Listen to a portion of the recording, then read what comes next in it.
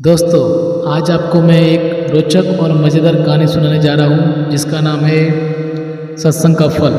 कृपया आपको पसंद आए तो लाइक और सब्सक्राइब जरूर करें। एक बार महात्मा बुद्ध भ्रमण पर थे। इसी क्रम में वे एक गांव में ठहरे। गांव में महात्मा बुद्ध को देखने के लिए भीड़ इकट्ठा हो गई। सभी उनसे आशीर्वाद लेने के लिए उनके पास पहुँचने लगे। यह देख महात्मा बुद्ध ने निश्चय किया कि वे कुछ दिन वहीं रुककर लोगों को उपदेश देंगे।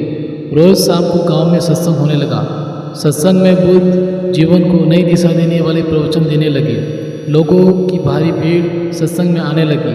बुद्ध की वाणी में ऐसा सम्मोहन था कि उनके प्रवचन लोगों के सीधे दिल में उतरते थे, उनके जीवन को नया बोध देते थे। सत्संग में प्रतिदिन एक नव युवक भी आता था।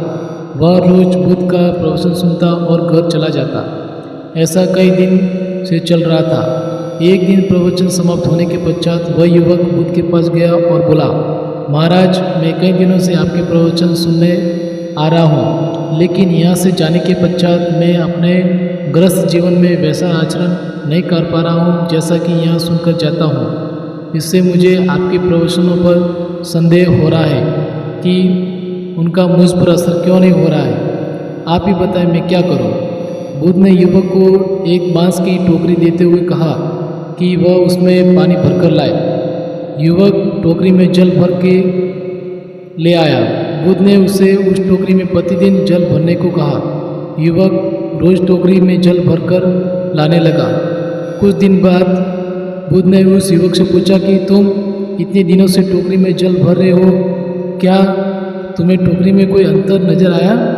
युवक ने कहा कि हाँ, पहले टोकरी बहुत गंदी थी, उसमें मिट्टी जमा थी। रोज रोज पानी भरने से वह साफ हो गई।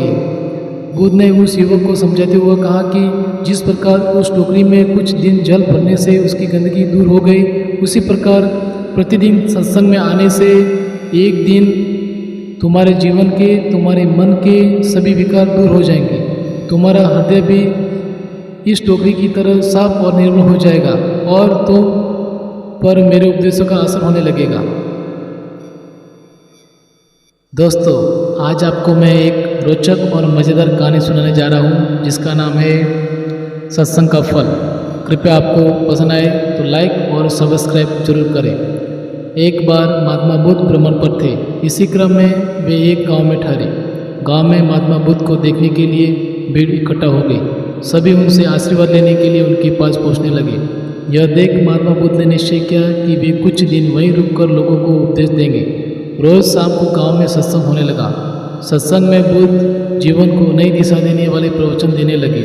लोगों की भारी भीड़ सत्संग में आने लगी। बुद्ध की वाणी में ऐसा सम्मोहन था कि उनके प्रवचन लोगों के सीधे दिल में उतरते थे, उनके जीवन को नया बोध देते थे। सत्संग में प्रतिदिन एक नव युवक भी आता था। वह रोज बुद्ध का प्रवचन सुनता और घर चला जाता। ऐसा कई दिन से चल रहा था। एक दिन प्रवचन समाप्त होने के पश्चात वह युवक बुद्ध के पास गया और बोला, महाराज, मैं कई दिनों से आपके प्रवचन सुनने आ रहा हूँ, लेकिन यहाँ से जाने के पश्चात मैं अपने गृहस्थ जीवन में वैसा आचरण नहीं कर पा रहा हूँ जैसा कि यहाँ सुनकर जाता हूँ।